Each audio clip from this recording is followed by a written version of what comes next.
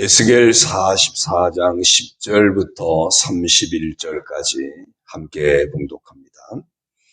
이스라엘 족속이 그릇 행하여 나를 떠날 때 레위 사람도 그릇 행하여 그 우상을 따라 나를 멀리 떠났으니 그 죄악을 담당하리라. 그러나 그들이 내 성소에서 수종들어 성전 문을 맡을 것이며 성전에서 수종들어 백성의 번제 희생물과 다른 희생물을 잡아 백성 앞에 서서 수종들게 되리라. 그들이 전에 백성을 위하여 그 우상 앞에서 수종들어 이스라엘 족속이 죄악에 걸려 넘어지게 하였으므로 내가 내 손을 들어 쳐서 그들이 그 죄악을 담당하였느니라. 주 여호와의 말씀이니라. 그들이 내게 가까이 나와 제사장의 직분을 행하지 못하며 또 내 성물 곧 지성물에 가까이 오지 못하리니 그들이 자기의 수치와 그 행한 바 가증한 일을 담당하리라. 그러나 내가 그들을 세워 성전을 지키게 하고 성전의 모든 수종드는 일과 그 가운데서 행하는 모든 일을 맡기리라. 이스라엘 족속이 그릇 행하여 나를 떠날 때 사독의 자손 레위 사람 제사장들은 내 성소의 직분을 지켰은즉 그들은 내게 가까이 나와 수종을 들되 내 앞에 서서 기름과 피를 내게 드릴지니라. 주 여호와의 말씀이니라. 그들이 내 성소에 들어오며 또 내 상에 가까이 나와 내게 수종들어 내가 맡긴 직분을 지키되 그들이 안뜰문에 들어올 때에나 안뜰문과 성전 안에서 수종들 때에는 양털 옷을 입지 말고 가는 베옷을 입을 것이니 가는 배 관을 머리에 쓰며 가는 배 바지를 입고 땀이 나게 하는 것으로 허리를 동이지 말 것이며 그들이 바깥들 백성에게로 나아갈 때에는 수종들은 옷을 벗어 거룩한 방에 두고 다른 옷을 입을지니 이는 그 옷으로 백성을 거룩하게 할까 합니다. 그들은 또 머리털을 밀지도 말며 머리털을 길게 자라게도 말고 그 머리털을 깎기만 할 것이며 아무 제사장이든지 안뜰에 들어갈 때에는 포도주를 마시지 말 것이며 과부나 이혼한 여인에게 장가들지 말고 오직 이스라엘 족속의 처녀나 혹시 제사장의 과부에게 장가들 것이며 내 백성에게 거룩한 것과 속된 것의 구별을 가르치며 부정한 것과 정한 것을 분별하게 할 것이며 송사하는 일을 재판하되 내 규례대로 재판할 것이며 내 모든 정한 절기에는 내 법도와 율례를 지킬 것이며 또 내 안식일을 거룩하게 하며 시체를 가까이 하여 스스로 더럽히지 못할 것이로되 부모나 자녀나 형제나 시집가지 아니한 자매를 위하여는 더럽힐 수 있으며 이런 자는 스스로 정결하게 한 후에 7일을 더 지낼 것이요 성소에서 수종들기 위해 안뜰과 성소에 들어갈 때에는 속죄제를 드릴지니라. 주 여호와의 말씀이니라. 그들에게는 기업이 있으리니 내가 곧 그 기업이라. 너희는 이스라엘 가운데서 그들에게 산업을 주지 말라. 내가 그 산업이 됨이라. 그들은 소제와 속죄제와 속건제의 제물을 먹을지니 이스라엘 중에서 구별하여 드리는 물건을 다 그들에게 돌리며 또 각종 처음 익은 열매와 너희 모든 예물 중에 각종 거제 제물을 다 제사장에게 돌리고 너희가 또 천밀가루를 제사장에 주어 그들에게 내 집에 복이 내리도록 하게 하라. 새나 가축이 저절로 죽은 것이나 찢겨서 죽은 것은 다 제사장이 먹지 말 것이니라. 아멘. 할렐루야. 오늘도 주님과 함께 하시는 복된 하루가 되시기를 주님의 이름으로 축원합니다. 이스라엘의 회복은 하나님과의 관계에서 결정이 되어집니다. 이스라엘의 멸망이 확정되는 것은 결국 하나님이 떠나시면서 성전이 파괴가 되고 예루살렘이 성이 파괴되고 그럼 이스라엘이 완전히 멸망을 하게 되죠. 그래서 이스라엘의 회복은 곧 성전 재건으로 연결되어집니다. 포로에서 돌아올 것이다. 또 성전이 재건될 것이다. 그 성전에 하나님의 영광이 돌아올 것이다. 그래서 그 과정을 지금 계속 밟고 있는 겁니다. 하나님의 영광이 성전으로 돌아오시면서 성전에 하나님의 영광이 가득 찼다 그랬고요. 아예 하나님이 들어오신 동문을 폐쇄해버리면서 하나님이 다시는 떠나지 않겠다고 말씀도 하십니다. 자, 이렇게 된 과정은 이제 하나님이 오셔서 하나님의 영광이 가득한데 이스라엘의 회복은 그 하나님께 얼마나 영광 돌려드리느냐. 그것은 곧 예배 회복이죠. 성전이 회복이 되었죠. 하나님 영광이 임재했고 하나님 영광이 충만해졌습니다. 그러면 이제 사람이 해야 할 일은 그 성전에서 하나님을 높이는 참된 예배가 회복이 되어져야 되는 겁니다. 성전에서 참된 예배가 회복이 되려면 그 성전에 봉사자들이 필요합니다. 제물을 잡고 또 제물을 드리고 옆에서 들고 이렇게 시중도 들고 성전에서 봉사자가 필요하고 그리고 그 제사를 집례하는 예배를 집례하는 제사장이 있어야 했습니다. 근데 이스라엘 역사 가운데는 이제 광야에서 하나님께서 성막을 지으면서 그 성막을 돌보는 사명, 제사장의 사명을 한 지파를 구별했습니다. 그 지파가 레위 지파입니다. 그 레위 지파가 성전 제사장과 또 성전에서 봉사하는 일을 함께 맡으면서 감당했습니다. 그런데 이 레위 지파가 문제가 생겼죠. 10절에 보니까 이제 그 말씀을 하고 있는데 이스라엘 족속이 그릇 행하여 나를 떠날 때 레위 사람도 그릇 행하여 그 우상을 따라 나를 멀리 떠났으니 솔로몬 이후에 이스라엘이 나누어지죠. 르호보암 왕 때. 북쪽은 여로보암이 에브라임 지파 중심에서 분리해서 나갑니다. 그리고 이제 남쪽 유다는 유다 지파 중심에서 베냐민 지파 또 소수의 레위인들 이렇게 해서 남왕국 유다 북왕국 이스라엘 나뉘어집니다. 북쪽 이스라엘은 여로보암에 의해서 분리되고 또 그쪽 백성들이 예루살렘 성전에 오는 것을 막기 위해서 금송아지를 만들어서 우상 숭배가 이제 본격화되기 시작합니다. 그 과정에서 레위 지파들이 한 몫을 했다는 겁니다. 이들이 하나님을 떠날 때, 우상 숭배에 빠져 하나님을 떠날 때 레위 사람도 그릇 행하여 같이 거기에 동조하면서 떠났었습니다. 그러면서 이제 그 이후에 이스라엘이 멸망하기까지 이스라엘이 타락하고 심판받는 과정 속에서 이 레위 지파는 같이 타락을 하고 같이 모든 사명도 상실하게 되고 오히려 성전을 사수해야 될 사람들이 성전을 더럽히는 그 역할을 감당하게 되었습니다. 그렇기 때문에 이제 하나님께서 그 레위 지파에게 제사장의 그 사명은 박탈을 해버립니다. 그것 때문에. 그러면서 그 죄악을 담당하리라. 그런데 11절에 보니까 그러나 이제 다시 성전이 회복되잖아요. 또 성전에 이제 예배가 회복이 되어야 되지 않겠습니까? 제사장의 직분은 박탈되지만 그러나 그들이 내 성소에서 수종들어 성전 문을 맡을 것이며 성전에서 수종들어 백성의 번제 이생물과 다른 이생물을 잡아 백성 앞에 서서 수종들게 되리라. 그러나 다시 성전에서 봉사할 수 있는 직은 허락해 주겠다. 그 이야기입니다. 이들이 자기들의 직무를 놓치면서 이스라엘을 멸망하게 하는 중요한 역할을 감당했었지만 회복이 되니까 하나님께서 다시 그들에게 성전에서 봉사자로 섬길 수 있는 직분을 회복시켜 준 거죠.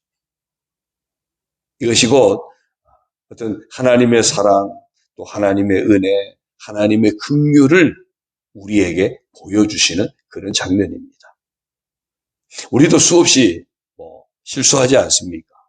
수없이 죄에 빠지지 않습니까? 그러면 만약에 그걸로 하나님이 이제는 끝, 결론이 나버리면 우리는 더 이상 하나님 앞에 설 수도 없고 하나님 앞에 쓰임받을 수도 없습니다. 그런데 하나님은 다시 회복시켜 주시되 하나님 앞에 우리가 헌신하고 봉사하고 우리 자신을 들여 살아갈 수 있는 그 기회도 다시 회복시켜 주신다는 겁니다. 다시 하나님 나라를 준비할 수 있도록, 예비된 상급의 자리를 준비할 수 있도록 우리에게 긍휼의 은총을 베푸시고 우리에게 은혜 베푸시고 우리를 사랑하시는 그 하나님이심을 증거하고 있습니다. 자, 그 다음에 이제 그 14절까지가 그 내용이고요. 15절 이하를 보면은 그러면 그래도 제사장이 있어야 되지 않겠습니까? 제사장은 누가 할 것인가? 15절에 보니까 이스라엘 족속이 그릇 행하여 나를 떠날 때 사독의 자손 레위 사람 제사장들은 내 성소의 직분을 지켰은즉 레위 지파 가운데 사독 계열, 사독의 후손들은 끝까지 그 성전 직무를 놓치지 않았습니다. 제사장의 직무를 놓치지 않았습니다. 그 성소의 직분을 잘 지켰다는 거죠. 이스라엘 전역에 레위 지파가 흩어져 있지 않습니까? 이스라엘 백성들을 돕기 위해서 6개의 도피성이 마련이 되고 그것을 레위 지파가 거하면서 백성들을 신앙으로 이끄는 역할을 해야 되거든요. 근데 각 지역, 북왕국 이스라엘 지역에 흩어진 레위 지파는 같이 그들에게 동화되어서 우상숭배에 빠졌다면 유다 쪽에 속한 이 사독 계열의 후손들은 성전 직무를 놓치지 않습니다. 그래서 하나님께서 그들에게는 계속해서 제사장 직분을 맡기겠다라고 말씀하면서 대신에 조건은 이제 16절 이하를 쭉 보면요. 스스로 그들이 어떤 거룩함을 지켜야 되고 정결함을 지켜야 돼요. 그래서 성전에 들어갈 때 입는 옷, 또 나올 때 입는 옷, 또 어떤 결혼 관계, 어떤 자기 몸을 어떻게 관리해야 될지 이런 부분들을 세밀하게 챙겨줍니다. 이것은 한마디로 하면 제사장다움 거룩함을 놓치지 말아라. 제사장답게 정결함을 놓치지 말아라. 왜냐하면 하나님과 백성 사이를 중보하는 역할이잖아요. 하나님 거룩하신 하나님이십니다. 그 하나님 앞에 서기 위해서는 제사장이 거룩해야 설 수 있고요. 이 백성들의 죄의 문제를 가지고 하나님 앞에 나아가야 되는데 제사장 자신들이 정결하지 못하면 어떻게 백성들이 죄의 문제를 가지고 나가겠습니까? 그래서 자신들을 정결하게 하는 일을 놓치지 말아야 되는 거죠.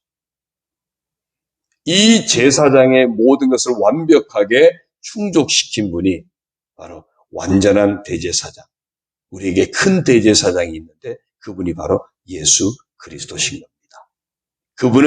그분 스스로 거룩하시고 그분 스스로 정결하신 분이기 때문에 그래서 그분이 우리의 죄를 담당하시고 우리의 죄를 위해서 언제든지 하나님 앞에 중보자가 되시는 분이 된 겁니다. 이 사도계열 제사장들에게 그 역할을 맡기면서 거룩함을 지키고 정결함을 지켜라. 그리고 또 하나 이들에게 명령한 것이 있는데요. 23절에 보면은 내 백성에게 거룩한 것과 속된 것의 구별을 가르치며 부정한 것과 정한 것을 분별하게 할 것이며 백성들에게도 거룩한 것이 무엇인지 속된 것이 무엇인지 정한 것이 무엇인지 부정한 것이 무엇인지 백성들에게도 계속 가르치는 역할도 제사장에게 맡겨집니다. 왜요? 그 백성들이 하나님 앞에 와서 예배해야 되기 때문에 하나님 앞에 바로 서도록 돕기 위해서 속된 것은 버리고 부정한 것은 버리고 하나님 앞에 거룩함과 정결한 모습으로 서게 하도록 돕는 역할 또한 제사장들이 했어야 하는 겁니다. 이렇게 하면서 이제 성전에서 예배가 회복되게 합니다. 성전이 예배가 회복이 되면 하나님과 관계가 회복이 되어지고 그러면 하나님의 축복이 이제 하나님 백성들에게 주어지게 되는 겁니다. 자, 그러면 이 성전 봉사자들은 어떻게 살아갑니까? 이들의 삶도 대책을 세워야 되니까 28절이야 31절에 보니까 특별히 28절에 보니까요. 그들에게는 기업이 있으리니 뭐 쉽게 말하면 그거예요. 그들도 먹고 살아야 될 텐데 그들은 어떻게 먹고 살지? 그러면서 하시는 말씀이 내가 곧 그 기업이라 그랬어요. 하나님이 내가 책임져 주마 그 말씀하시는 거예요. 이야기는 하나님 나라를 위해서, 주님과 복음을 위해서 우리 자신을 기꺼이 드려 사명자가 되고 헌신자가 되고 하나님 나라를 위해서 헌신하면 하나님께서 그의 삶을 책임져 주시겠다. 하나님께서 그의 삶을 보장해 주시겠다. 그 말씀이에요. 우리가 이 땅 살면서 우리의 마음의 소원이 응답됐고 하나님의 은혜 가운데 하나님의 축복 가운데 사는 비결 또한 내 삶을 들여 주님과 복음을 위해서 우리가 헌신하고 주님과 복음을 위해서 사명을 온전히 감당하는 것, 그것 또한 축복의 비결이라는 사실도 잊지 말아야 됩니다. 베드로는 우리에게 새롭게 선포하죠. 너희가 제사장이라고 했어요. 너희가 제사장이라고. 이제 우리는 예수 그리스도의 이름으로 하나님 앞에 언제든지 나아갈 수 있는, 하나님 앞에 언제든지 우리 자신을 들여 헌신할 수 있는 복된 자가 되어진 겁니다. 그래서 우리가 주님과 복음을 위해서 온전히 우리 자신을 들여 헌신하는 삶을 놓치지 않으면, 그러면 하나님이 말씀하세요. 내가 곧 그 기업이라. 하나님이 기업이 되어주시는 이런 축복이 우리 모두 가운데 있기를 주의 이름으로 축원합니다. 그러니까 이제 제사장이 오늘날의 목회자라면, 그래서 목회자는 어쨌든 교회가 또 성도들이 이렇게 담당할 수 있도록 그렇게 제도가 만들어진 것이고요. 또한 함께 주님과 복음을 위해서 헌신하는 모든 사명자들, 그들에게는 그들의 삶의 기업에 하나님께서 복 주시는 것으로 기업이 되어주시는 원리가 그런 거죠. 주의 종들에게는 교회를 통해서 그 기업이 감당되게 하고, 또한 모든 주님과 복음을 위해서 헌신하는 사명자들에게는 그들의 삶의 그 기업을 하나님이 보장해 주시고 책임져 주시는 것으로 지켜주신다. 아무튼 한 가지예요. 하나님이 기업이 되시면, 그러면 우리의 삶은 하나님이 책임져 주시는 복된 인생이 되어지는 겁니다. 우리가 날마다 하나님 앞에 거룩함과 정결함을 놓치지 않는 그런 삶, 또 주님과 복음을 위해서 헌신하는 삶을 놓치지 않는 그런 삶, 그래서 하나님이 기업이 되어주시고 하나님이 보장해 주시는 그런 우리 모두의 모습이 되기를 주의 이름으로 축원합니다. 여러분의 자녀나 여러분의 모든 생업이나 하나님이 보장하시고 하나님이 책임져 주시는 그런 축복의 자녀들, 축복의 생업들이 되어지기를 주의 이름으로 축원합니다. 기도드립니다. 하나님 아버지 고맙습니다. 잃어버린 사명들을 하나님이 다시금 회복시켜 주시고 다시 그 사명의 길로 나올 수 있도록 은혜 베푸시는 이 장면을 봅니다. 그러기 위해서는 늘 거룩함과 정결함도 지켜야 함도 말씀하셨습니다. 오 하나님 아버지, 예수 그리스도로 말미암아 이제 우리도 하나님 앞에 나아갈 수 있는 복된 자가 되어졌습니다. 예수님의 이름으로 언제든지 하나님 앞에 예배할 수 있는 복된 자가 되어졌습니다. 이제 우리에게 주신 이 사명을 회복시켜 주셨으니 늘 거룩함과 정결함을 지키는 저희들 되게 하여 주시고 온전히 하나님 나라를 위해서 주님과 복음을 위해서 우리 자신을 들여 헌신하며 신실한 사명자로 살아가게 하여 주옵소서. 그럴 때 하나님께서 친히 그 기업이 되어 주시겠다고 했습니다. 하나님이 우리의 자녀라는 기업을 축복하시고 우리 모든 기업인 생업의 복을 허락하여 주셔서 더욱더 하나님의 은혜 가운데 하나님 보장해 주신 축복 가운데서 더 하나님 앞에 영광 돌려드리고 더 주님과 복음을 위해서 헌신하며 더욱 깨어서 사명자의 삶을 놓치지 않고 살아가는 저희들 다 되게 하여 주옵소서. 우리가 서로 거룩함과 정결함을 서로 증거하는 전하는 그런 선한 영향력을 끼치는 복된 자로 살아가게 하여 주옵소서. 그래서 우리 모두 함께 하나님 앞에 거룩한 모습으로 늘 서게 하시고 우리가 모두 함께 하나님 앞에 정결함으로 서게 하여 주시고 그 은혜 안에서 주신 사명 감당하며 하나님께 영광 돌려드리고 마음의 소원이 응답되어지는 축복의 삶을 살아가는 우리 모든 성도들이 되도록 복을 내려 주옵소서. 이 아침에도 아버지 앞에 나오게 하시고 예배하게 하시고 간구하며 나아갈 때 하나님 아버지 응답하여 주시고 저들의 삶 가운데 예비하신 놀라운 은혜로 채워주시고 자녀들을 축복하시며 모든 생업도 축복하여 주시고 하나님 은혜 안에서 평안하게 든든히 서가도록 역사하여 주옵소서. 병든 자들 치료하시고 주의 능력으로 강건함을 얻게 하여 주옵소서. 평강의 복을 누리게 하여 주시고 승리하는 삶의 복을 누리도록 하나님 아버지 복의 복을 더하여 주옵소서. 반찬 나눔을 통해서도 하나님 영광이 선포되고 증거되는 귀한 시간 되게 하시고 섬기는 모든 이들에게도 하나님의 은총으로 덧입혀 주옵소서. 예수님의 이름으로 감사하며 축복하며 기도 올리옵나이다. 아멘. 하늘에 계신 우리 아버지, 아버지의 이름을 거룩하게 하시며 아버지의 나라가 오게 하시며 아버지의 뜻이 하늘에서와 같이 땅에서도 이루어지게 하소서. 오늘 우리에게 일용할 양식을 주시고 우리가 우리에게 잘못한 사람을 용서하여 준 것 같이 우리 죄를 용서하여 주시고 우리를 시험에 빠지지 않게 하시고 악에서 구하소서. 나라와 권능과 영광이 영원히 아버지의 것입니다. 아멘.